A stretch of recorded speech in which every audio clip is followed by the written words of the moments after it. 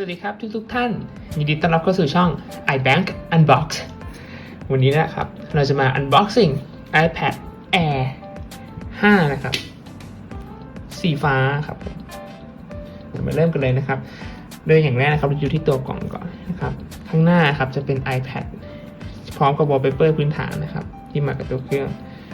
ข้างๆ iPad Air ครับเขียนด้วยตัวหนังสือสีน้ำเงินสีเดียวกับตัวเครื่องอีกข้างนึงก็จะเป็น Apple logo นะครับเช่นเดียวกับหน้านี้นะครับแล้วก็อันนี้ก็เป็น iPad Air กับด้านไปดูที่ข้างหลังบ้างครับข้างหลังจะเขียนบอกว่าเป็น iPad Air รุ่นที่ 5 ครับผมซื้อ 64 GB มานะครับผมเป็นรุ่นต่ำสุดแล้วก็ข้างในก็จะบอกว่ามีสายชาร์จ USB-C มีหัวปลั๊ก 20 วัตต์ให้นะครับเดี๋ยวเรามาแกะกันเลยดีกว่าตัวปกตินะครับมันจะมีpull tab นะมีที่ให้ดึงอย่างนี้ผมไม่ใช้ผมใช้อันนี้cutter เพราะว่าผมอยากให้กล่องมันไม่เลอะฝุ่น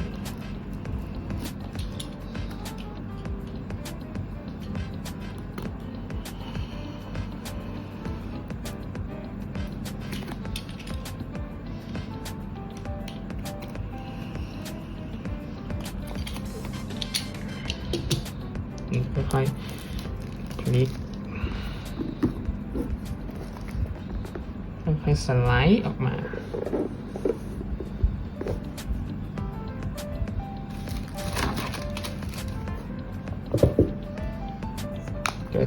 สิ่งแรกที่เจอก็จะเป็นตัวเครื่องครับห่อใน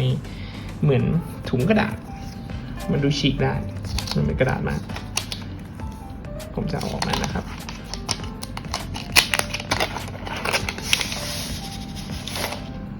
ว้าวสีน้ำเงินสวยมากเลยครับเอาไว้ข้างๆก่อนโดยในกล่องที่เหลือนะครับก็อย่างที่บอกพวกนี้จะเป็นพวกคู่มือที่คนไม่ค่อยอ่านกันนะครับซึ่งในคู่มือเขาก็จะบอกว่า iPad นั้นมันใช้งานยังไงครับลากไปโฮมใช้ Apple Pencil ยังไงแล้วก็สูตรควบคุมปรับแอปเปลี่ยนแอปนะครับประมาณนี้และที่สำคัญที่สุดก็คือในนี้นะครับก็จะมี Apple Sticker ให้นะครับสีขาวนะครับอันนี้จะเป็นสายชาร์จ USB-C to Type C นะครับอันนี้ก็เป็น20 วัตต์สามารถหาดูได้นะครับมันเขียนว่า20 วัตต์ของแท้เรียบร้อยครับสำหรับของในกล่องนะนี่เลยครับ iPad Air 5 นะครับแล้วผมเลือกซื้อตัวนี้นะครับเพราะว่าผมอยากได้แค่ M1 นะครับเพราะว่ามันแรงแล้วก็ราคาถูกแล้วก็ช่วงนี้ก็บางร้านเขาก็แบบลดราคาค่อนข้างเยอะแต่ข้างๆนะครับจะเป็นปุ่มเพิ่มลดเสียงนะครับอันนี้จะเป็นที่ชาร์จ Apple Pencil อีกฝั่งหนึ่งมันจะไม่มีอะไรนะครับรุ่นนี้แล้วก็ข้างบนก็จะเป็นลำโพงไมโครโฟนแล้วก็ลำโพงครับแล้วก็อันนี้สแกนนิ้วกับปุ่มเปิดปิดเครื่องข้างหลังนะครับมันจะไม่มีแฟลชแต่ว่าจะเป็น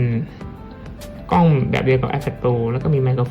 ฟนจะมีแค่2ตัวนะครับสำหรับ iPad Air คือตรงนี้กับตรงนี้ข้างล่างนะครับก็จะเป็น USB Type C นะครับแล้วก็ลำโพงแต่ความจริงแล้วลำโพงมีฝั่งละตัวนะครับแต่ว่าก็ให้เสียงสเตอริโอได้เหมือนกันในเวลาเราวางในแลนด์สเคปครับผมเปิดไปเดินเดี๋ยวเปิดเครื่องเลยนะครับเดี๋ยวเราจะเหลือแค่เซตอัพเครื่องฮัลโหลโดยผมจะใช้ภาษาอังกฤษนะครับประเทศไทย Thailand Quick Start ไม่เพราะว่าโทรศัพท์ถ่ายรูปอยู่เดี๋ยวชื่อ Wi-Fi ในส่วนของ Apple Pencil นะครับพอดีว่ากำลังเดินทางมาครับ Apple Pencil กำลังเดินทางมาก็ส่วนในเรื่องของเคสของฟิล์มตัวนี้สามารถใช้อันเดียวกับ iPad Pro ได้เลยครับในส่วนของฟิล์มนะครับ iPad Pro 11 นะครับ iPad Air 4 ก็ใช้ได้นะครับเดี๋ยวเรามาตั้ง Touch ID กันก่อนนะครับที่ใช้แปะไปที่บนนี้ลองดู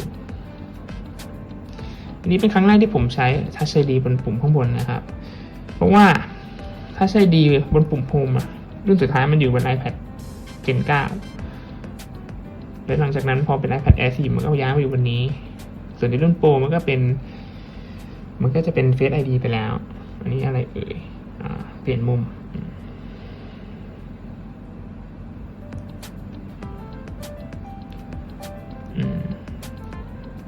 เรียบร้อย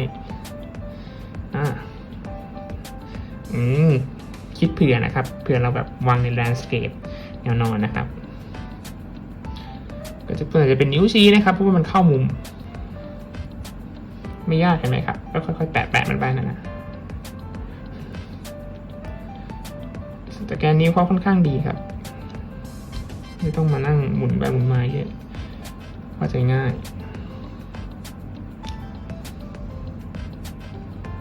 เรียบร้อยแล้วครับเราก็จะมาตั้งรหัสกันนะครับอันนี้ทีหลังเรียบร้อยนะครับส่วนพวกนี้ผมจะไม่ transfer นะครับแล้วก็ไม่ have setup data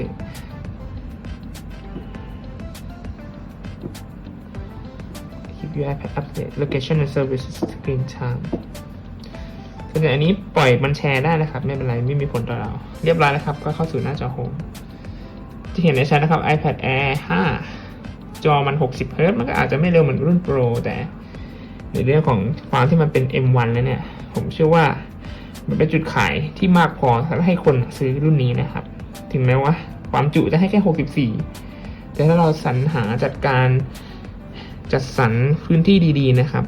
เราก็จะเหลือพื้นที่เยอะครับอย่างที่เห็นนะครับ64นี่เป็นแอปในเครื่องที่พร้อมมากับเครื่องไปแล้วประมาณ14 GB นะครับเหลืออยู่50 GB ก็ต้องไปแบ่งเอาเวลาสมมุติทำวิดีโอก็ทำได้แบบคลิปต่อคลิปทำเสร็จปุ๊บลบแล้วก็ไม่ก็เอาไปฝากไว้ในคอมพิวเตอร์นะครับฟีเจอร์หลักๆที่ iPad Air มีเหมือน Pro ก็คือเพราะมันเป็น M1 นะครับจะสามารถใช้ฟีเจอร์ State Manager ได้ State Manager คืออะไร State Manager ก็คือเหมือนว่าเราทำตัวเป็นคอมครับเราจะเปิดแบบหลายหน้าต่างบนอันเดียวกันเราสามารถย่อจัดเรียงเปิดอันนี้มาซ้อนได้นี่นะครับเห็นไหมมันก็คล้ายๆ Split Screen นั่นแหละครับปกติถ้าเราไม่ใช้ State Manager เราก็จะใช้ Split Screen อย่างนี้ใช่ครับมันจะควบคุมในจุด3จุดข้างบนแล้วก็กด close ได้กด full screen ได้แบบปกติแต่แค่มันจะดูล้ำกว่าแค่นั้นเองแต่ไม่เป็นไรครับซื้อมาดูหนังฟังเพลงก็ไม่ต้องจำไปก็ได้ส่วนแอปพื้นฐานพวกนี้ลบได้นะครับลบได้เลยอันนี้ส่วนใหญ่คนไม่ใช้กันใช้ Microsoft Word ดีกว่านะครับงงแต่ถ้าแบบขัดเหลือหรือว่ายังไงก็ใช้ได้ครับแอปพวกนี้แอป Pages มันเหมือน Word ใช้ไม่ยาก Keynote ก็เหมือน PowerPoint อันนี้ Number เหมือน Excelส่วนแอปพื้นฐานตัดต่อวิดีโอก็มีให้กับ iMovie GarageBand ก็พวกเสียงดนตรีเพลงทำไมอะไรได้หมดแล้วแต่ความสามารถของคนอันนี้ก็เหมือนแบบ TikTok ครับทำคลิปส่วนนี้ Apple Store อยากซื้อเพิ่มก็ให้มาครับแอปเว็บพื้นฐานแอปขายของของเขาก็ให้มาแต่ต้องใส่อินด้วยก็ประมาณนี้ครับสำหรับ iPad Air นะครับก็เดี๋ยวจะมีรีวิวตามมาครับในส่วนของ performance ของตัวเครื่องรวมถึงตัวกล้องด้วยนะครับก็ถ้าชอบนะครับก็ช่วยกดไลค์เป็นกำลังใจให้กับช่องของผมนะครับแล้วก็กด subscribe ให้ด้วยนะครับขอบคุณครับไว้เจอกันคลิปหน้าครับสวัสดีครับ